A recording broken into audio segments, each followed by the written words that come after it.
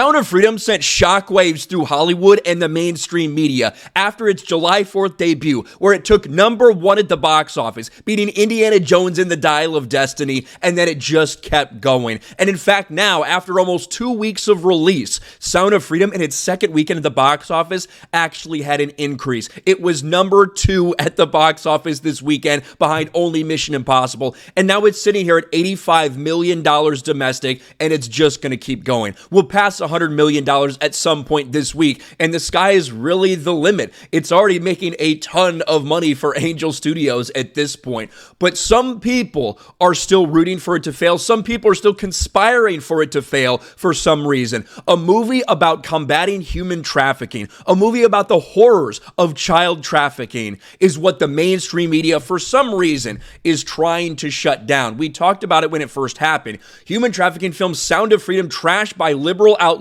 as QAnon adjacent.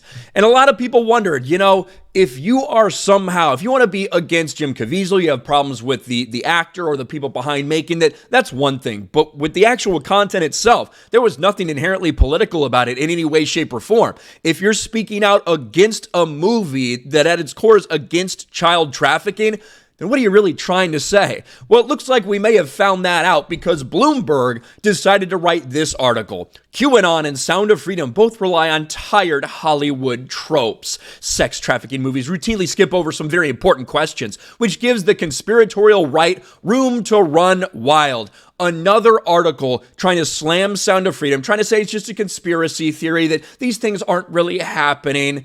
Well, interestingly enough, the person who wrote this, Noah Berlatsky, has a little bit of a history, and this might be the reason that this tweet is getting ratioed by Bloomberg sharing this article out there. 2,300 comments to 169 likes. We've talked about this. If you have a problem with a movie that's about combating child trafficking, you might have something to hide. And now, look what we have here.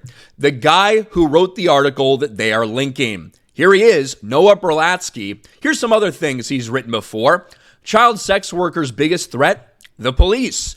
Parents are tyrants. Parent is an oppressive class like rich people or white people. Pedophiles are essentially a stigmatized group. Certain people get designated as deviants, and people hate them. Now, if you just thought this was a couple one-offs, maybe a couple really bad takes, things like that, oh, it gets worse. Here's Andy No replying in this thread. This ratioed the hell out of him. The person who wrote this Bloomberg opinion piece is a leftist activist, Noah Berlatsky. He was the spokesperson for MAP, Minor Attracted Person Advocacy Group, a pedo group. He previously tweeted that pedophiles are a stigmatized group designated as deviants for hateful purposes. He also called sex offender registries racist. What do we have here? Here's a couple other quotes from this guy. Young people of any gender who trade sex face arrest and abuse from police. No one is very interested in helping them. The issue isn't that people care about the victims. The issue is that pedos are loathed. You can't make this up. This guy's a little pedo activist. That's what this piece of shit is. He is the one that is writing Bloomberg articles shitting on Sound of Freedom. You cannot make this up. This is outlandish. Look at this guy. Just his face looks like he should be on a list of some kind, to be honest with you. And now look at what he's writing here. There's another article for Insider. My wife is bisexual and non-binary. My daughter is transgender. My queer family helped me better understand myself and my masculinity.